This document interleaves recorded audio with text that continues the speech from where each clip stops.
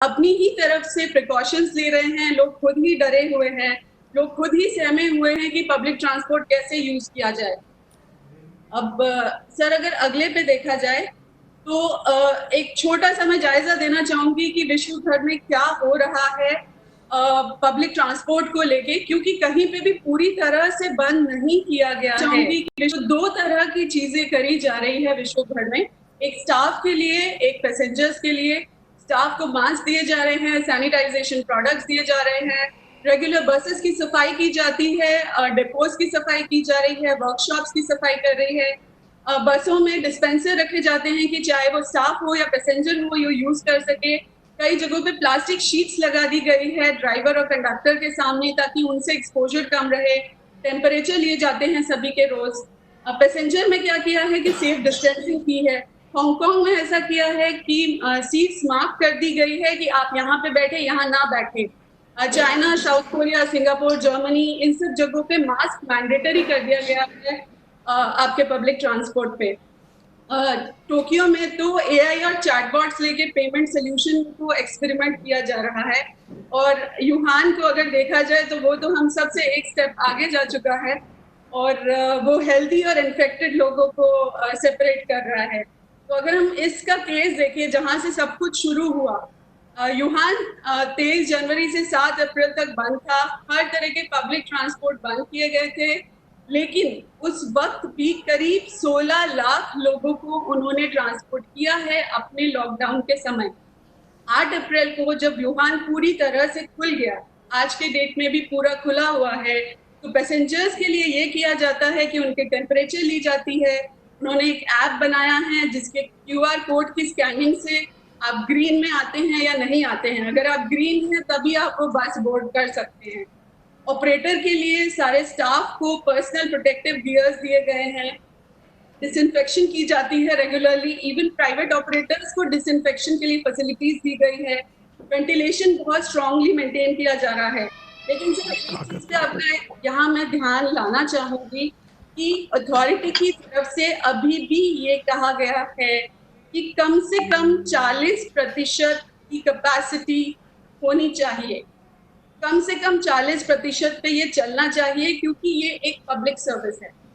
तो सर अभी अगर आगे देखें तो सर यहाँ पे हमें सरकार का, इंडस्ट्री का बहुत ज्यादा सहयोग चाहिए।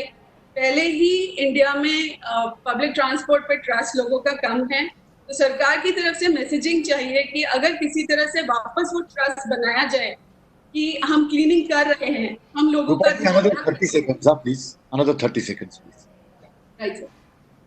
तो sir on this sir again दूसरी शहरों में और भी ये किया गया है कि जैसे मिलान में स्टैगर किया गया है, सैटरडे संडे को कुछ ऑफिसेज ओपन किए जा रहे हैं, इसी तरह के है। और सर आखिर में मेरी आपसे ये रिक्वेस्ट होगी कि ये बहुत बड़ा इशू है क्लाइमेट चेंज का, इकोलॉजिकल क्राइसिस का, पब्लिक ट्रांसपोर्ट को अभी खोलना जरूरी है। हम 150 करोड़ की जनता है, हम कुछ इनोवेशन लाएंगे और इस कोविड के साथ आगे बढ़ेंगे।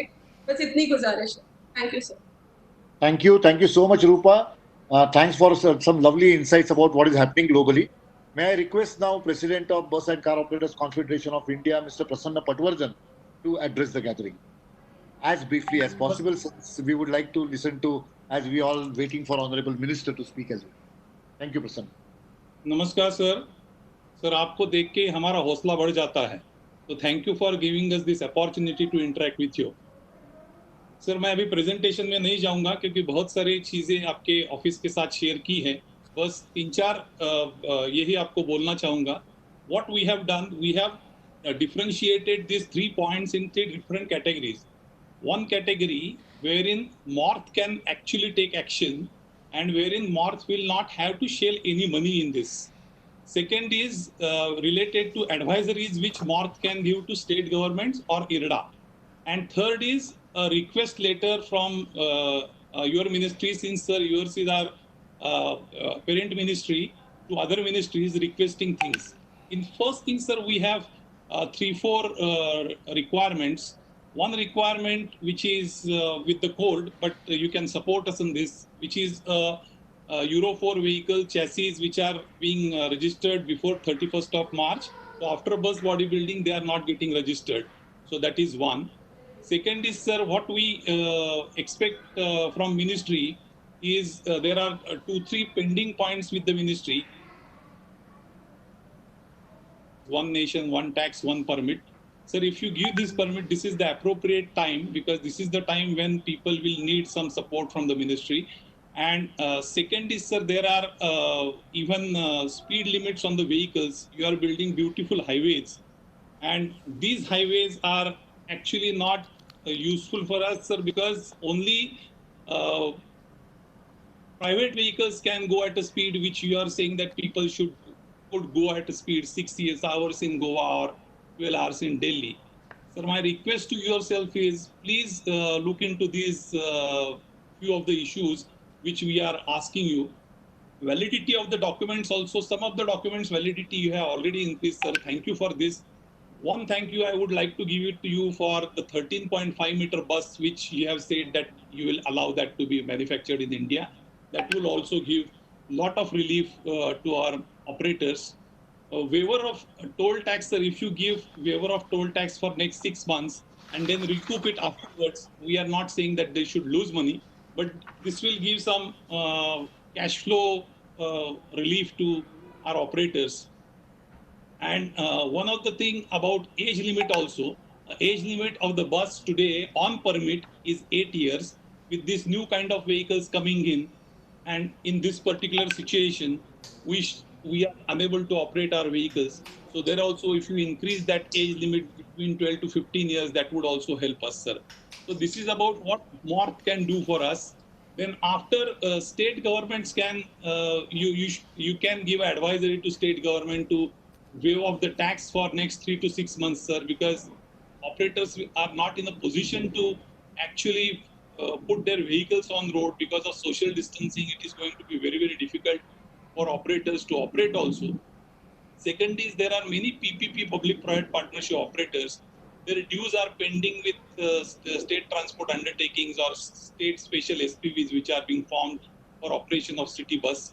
So if you can give advisory to states and help them in some manner so that they can pay their past dues, and even for present thing, they assured money, which is minimum assured, they should give this to operators.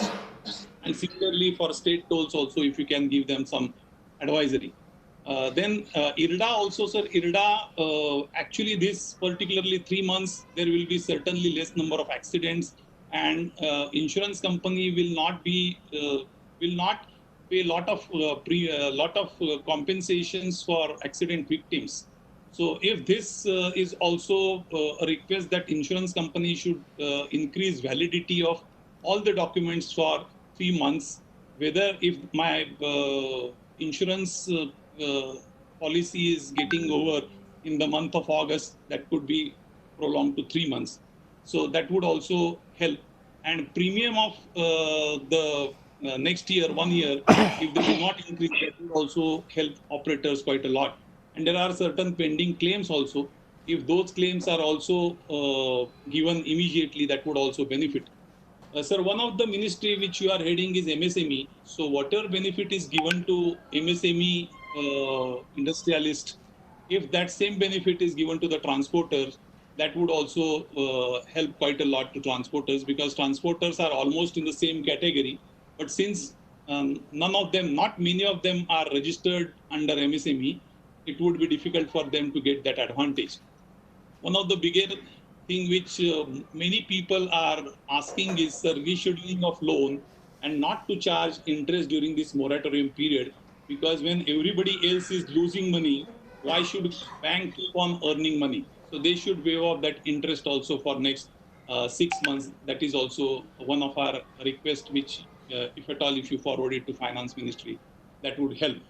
And sir, because of social distancing, our carrying capacity is going to come to almost less than half, particularly in stage carriage operations or city buses. Buses carry more than 100% of their capacity, and coming down from there to 30% capacity will not be feasible even to operate those vehicles. So in this case, stage carriage operators will require more support in terms of some financial viability gap funding. And same is the case with, sir, other issues which we have already put forward to you. Since there is not much of a time, I thank you very much, sir, for again giving me a time to put forth our views. But, sir, one request: whatever government has said till date, which is Prime Minister Janta curfew or whatever, uh, people have shown their faith in the government and people have followed whatever instructions government have given. For the first time, Indian people have shown that they can follow discipline. So they have done whatever in their capacity is possible to face this challenge. Now it is high time, sir, that minister comes forward, ministry or government comes forward to help operators and to revive this economy. Thank you, sir. Thank you very much. Thank you, Prasanna, for that quick, lucid presentation. May I request now Mr. Gerard Olivier, lead of transport for World Bank. Gerard, are you on call already? Yes, I am. Can you just let me share my screen? You can do it. Okay, good. Gerard, again, request, try and make it as brief as possible, as you can appreciate. Yes, I will make it as brief as possible. Honorable Minister and Secretary, really a pleasure to be with you. Thanks for Boki for inviting us. So what I would like to cover today are some of the takeaways that are emerging from our work around the globe on COVID-19.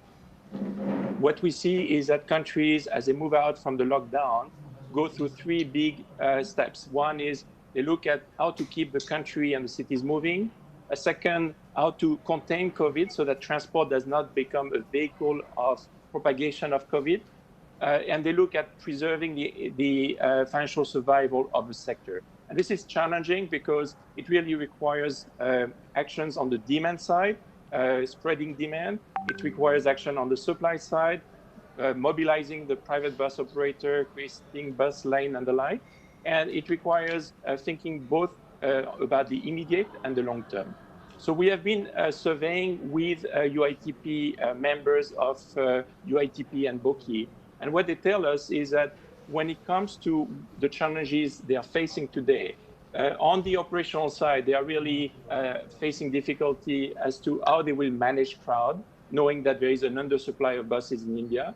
They don't necessarily have the tools to rapidly adapt service to demand because the demand is changing very rapidly.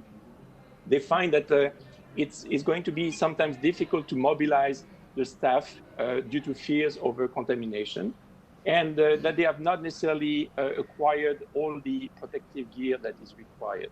So we also asked them what are the priorities, and it really resonates with what Mr. Patwardhan was just mentioning. There is a need for liquidity support during this period in terms of paying for staff, paying for repaying the loans that have been taken for buses and the like, looking at ways of reducing the costs being faced by the industry by waiving taxes, some of it with repayment opportunities. So not all of it has to be grant, but the need to address those things. So I would like to come to 5 ideas I would like to submit to you. The first one is the challenge is that by the time the lockdown ends, the entire industry needs to be ready with whether you're a bus operator, a rickshaw operator, a metro operator, and so on. And to do that requires to take the type of standard operating procedures that have been developed up to now and make sure that they are implemented. And this is going to require a massive work to achieve that. So what we are looking at is maybe an opportunity to think about a COVID green label that would certify operators that are complying with such SOPs and allow them to communicate how they are taking action, how do they monitor the implementation of services so that they are providing safe services to restore the trust for the public. And in return to that, you could think about some of the reward extended to them. Next, for many years, India has been pushing for bringing more digital components to the service delivery, but it's still very, very slow in adopting those. And today, with fear over contacts of touching cash that may be contaminated, etc., is the time to really push for digital payments provision of information on how the routes are being adjusted to reflect demand and the reality of a new market as you reopen. Publishing crowding info that is going to be quite critical to regain the public interest in public transport, and looking at how to communicate and educate the public as to what is expected from them as new rules come in play. The third point relates to the crunch that was just mentioned by Boki, which is actually the post-lockdown is going to be more difficult for the operators than the lockdown period, to the extent that it's going to last longer. And it's going to be a period where if you have social distancing cutting by half the revenue, the industry is going to lose a lot of money moving forward. If you look at the bus sector, public and private, one can estimate at 1 to 1.5 lakh crore the lost revenues over the next 9 months. And that's really difficult for the industry to survive. So thinking about this, creating a stabilization fund that could support the liquidity needs of operators could come really handy.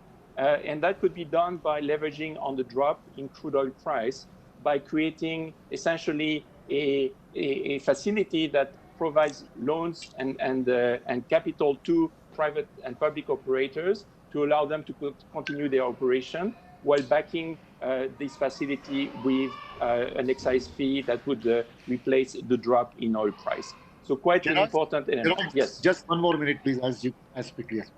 Thank you. So I'm coming to the next one.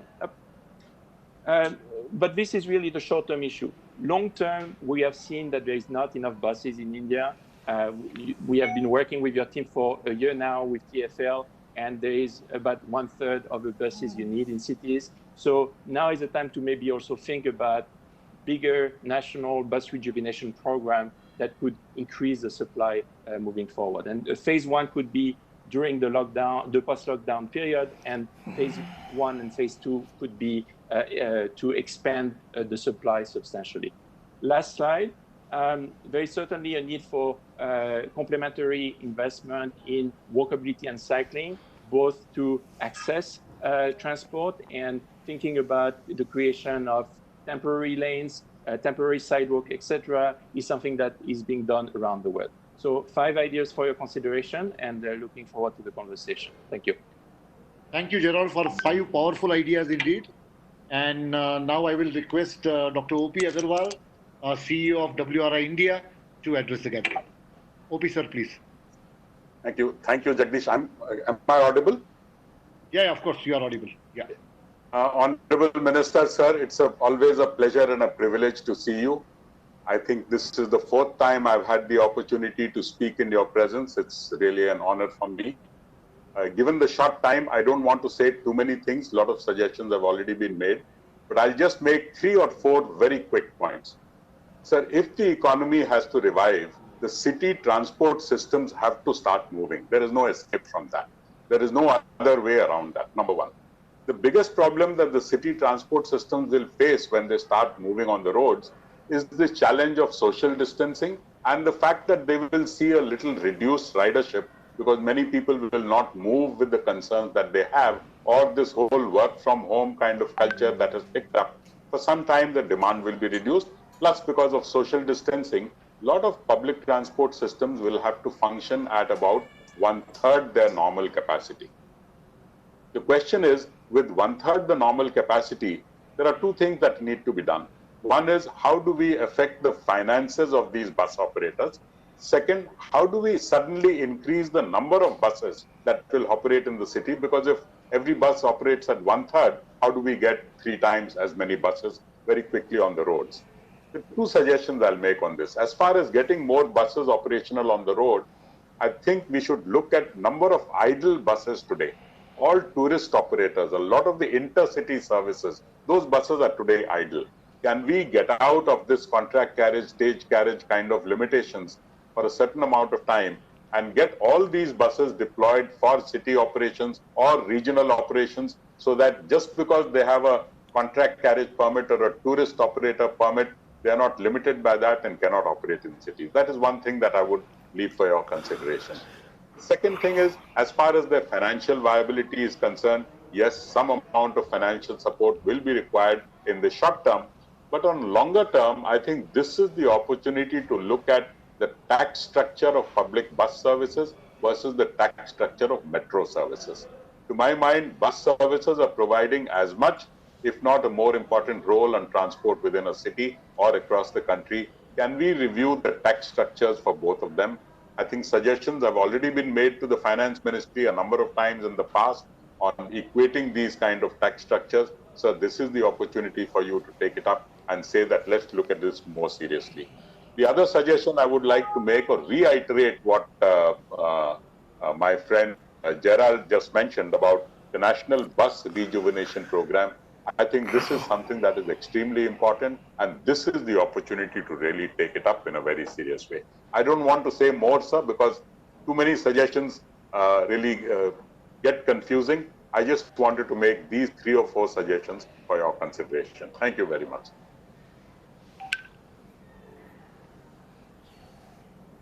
Thank you so much. Thank you all the 4 panelists for your wonderful address and quick address. And now it's time for all of us to listen to Honorable Union Minister. We are all eager to listen to you, sir, and request you to address.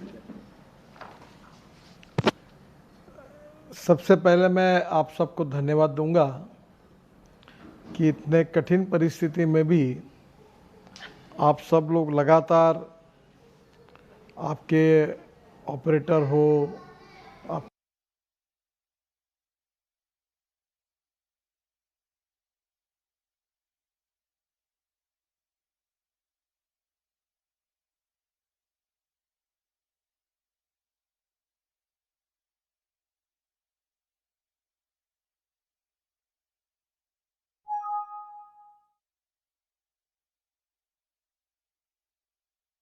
के लिए उस प्रकार की जीवन पद्धति को अपनाना और दूसरी ओर अपने जीवन को नियमित रूप से चलाना, इस दोनों प्रकार के बीच में से हमको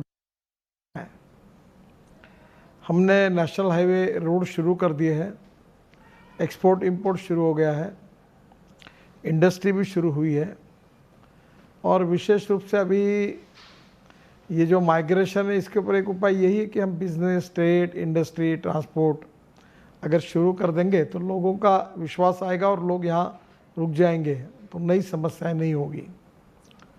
तो स्वाभाविक रूप से ये भी कोशिश चल रही है कि हम इसको रेगुलराइज कैसे कर सकें। एक बस में अगर 25 से 30 लोग हैं, 50% कैपेसिटी पे लोग बैठेंगे तो इकोनॉमिक वायबिलिटी भी सबसे बड़ी समस्या है और इसलिए स्वाभाविक रूप से इकोनॉमिक वायबिलिटी भी मेंटेन करना और लोगों को सर्विस देना और कोरोना से प्रोटेक्ट करना, ये एक बहुत ही कठिन सर्कस है और मुझे लगता है कि इसमें हम सबको मिलकर अब काम करने की योजना बनानी पड़ेगी। ट्रांसपोर्ट सेक्टर के लिए बड़े पैमाने पर हम लोग लंदन ट्रांसपोर्ट के मॉडल पर पीपीपी मोड पर स्टेट को, सिटी बस के लिए बार बार कह रहे हैं कि अब सरकार की इन्वेस्टमेंट के बजाय पब्लिक प्राइवेट पार्टनरशिप में जाकर हम इसको सुचारू रूप से चलाएं। कुछ शुरुआत हुई है, कुछ रिस्पांस मिला है, पर अभी भी इसमें काफ़ी काम करने की आवश्यकता है। इसके साथ साथ आपने जो बातें रखी है कि 1 India 1 permit for the entire country जो हमारी आवश्यकता है, मैं कहूँगा कि निश्चित रूप से मैं बहुत जल्दी इसका फॉलोअप करके ये कैसे हो जाए इसके लिए कोशिश करूँगा। जो स्पीड लिमिट वाली की बात है वो आपकी सही है। जो 4 लेन हमारे हाईवेज़ है और विशेष रूप से वहाँ तो 100 किलोमीटर स्पीड होनी चाहिए, पर सुप्रीम कोर्ट में मामला है तो मैं एक बार ये चेक कर लेता हूँ कि सुप्रीम कोर्ट के बाद हम लोग निर्णय कर सकते कि नहीं कर सकते हैं। तो एक बार, क्योंकि सुप्रीम कोर्ट ने इसमें ये एक बार इसके बारे में कुछ गाइडलाइंस दी थी, तो ये हम लोग जांच करेंगे। अगर ये हो जाएगा तो पक्का मार्ग निकालेंगे। जहाँ तक registration of buses of temporary registration की बात जो आपने कही थी 31 मार्च के बाद, सुप्रीम कोर्ट ने ऑर्डर दे दिया है। अगर सुप्रीम कोर्ट के ऑर्डर को बचकर अगर कोई मार्ग निकल सकता है, ऐसा लीगल कोई वे आउट है तो मुझे बताइए, हम उसमें ज़रूर मदद करेंगे। बाकी विशेष रूप से जो बसेस के स्टैंडर्ड्स इंटरनेशनल्स हैं, विशेष रूप से यूके, यूएसए, वो बसेस 15 साल के लिए भी, 14 साल के लिए भी अच्छी चलती है, पर हमारी बसेस जो है वो उसका स्टैंडर्ड उसको मैच नहीं करता। ये भी जो इंटरनेशनल स्टैंडर्ड के हिसाब से जो अच्छी बसेस हैं, उनका जो लाइफ इंटरनेशनल लेवल पर जो पकड़ा जाता है वो ही उसका पकड़ा जाए, और जो हमारे यहाँ जो उसके कॉम्प्रोमाइज़ वो कराती है उसके लिए बात अलग है। तो इसके बारे में भी मैं हमारे डिपार्टमेंट को इंस्ट्रक्शन दूंगा और निश्चित रूप से इसमें मार्ग निकालने की कोशिश होगी। बहुत सी बातें ऐसी है कि टोल वेवर किंवा इंटरेस्ट वेविंग, ये सब आप कह रहे वो सही भी है, और हम एमएसएमई करके आपके लिए क्या क्या कर सकते हैं ये करने की कोशिश भी करेंगे। पर अब कैसा है कि देश संकट में है, विश्व संकट में है, कुछ राज्य सरकारें भी संकट में है, भारत सरकार भी अड़चन में है।